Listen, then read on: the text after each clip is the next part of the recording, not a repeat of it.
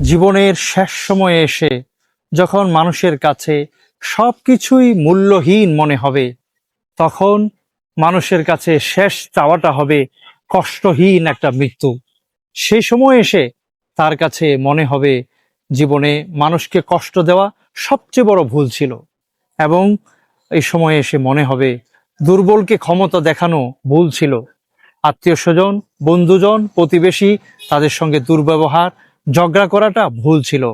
সে সময় এসে তীব্রভাবে মানুষের কাছে এটা মনে হবে যে মানুষের দোয়া এবং আশীর্বাদ পাওয়াটাই জীবনের শ্রেষ্ঠ সম্পদ।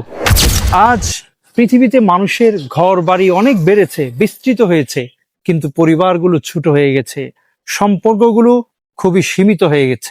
আজকালকে মানুষের কারি কারি সম্পদ হয়েছে, কিন্তু শান্তি বিদূরিত হয়ে গেছে। চিকিৎসা সেবা অনেক উন্নত হয়েছে, কিন্তু মানুষের স্বাস্থ্য নষ্ট হয়ে গেছে।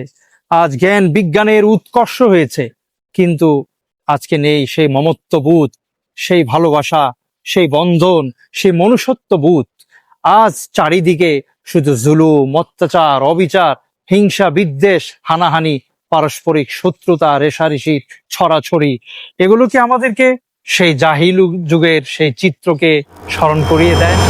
জাফর ইবনে আবি তালিব রাদিয়াল্লাহু আনহু যা বলছিলেন, আইয়ুহাল মালিক কুন্না কাওমান আহলে জাহিলিয়া নাবুদুল আসনাম নাতিল ফাওয়াহিশ নাকুলুল মাইতা ওয়া ইয়াকুলুল কাওয়িয়্যু মিন্না আদ-দাঈফ হাত্তা বা'সা ইলাইনা রাসূলান। যে হে বাদশা, আমরা তো জাহিলি যুগের লোক ছিলাম, আমরা মৃত ভক্ষণ করতাম, মৃত জন্তু ভক্ষণ করতাম, মূর্তি পূজা করতাম, অশ্লীল কাজে জড়িয়ে থাকাই আমাদের স্বভাব ছিল। আমরা আত্মীয়তার বন্ধনকে ছিন্ন করে ফেলতাম, প্রতিবেশীর সাথে আমরা দুর্ব্যবহার করতাম।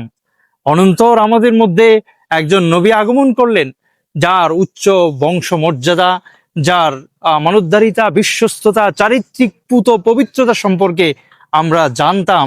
তিনি আমাদেরকে দানা ইলা তাওহীদ, এক আল্লাহর একত্ববাদের দিকে আহ্বান করলেন। আর তিনি আমারনা বিসিদকিল হাদিস, তিনি আমাদেরকে সত্যবাদিতা, আমানতদারিতা, আত্মীয়তার বন্ধনকে সুদৃঢ় করা, প্রতিবেশীর সাথে সুব্যবহার, সদ্ব্যবহার করা এবং সব ধরনের অন্যায় থেকে বেঁচে থাকার নির্দেশ দিয়েছেন।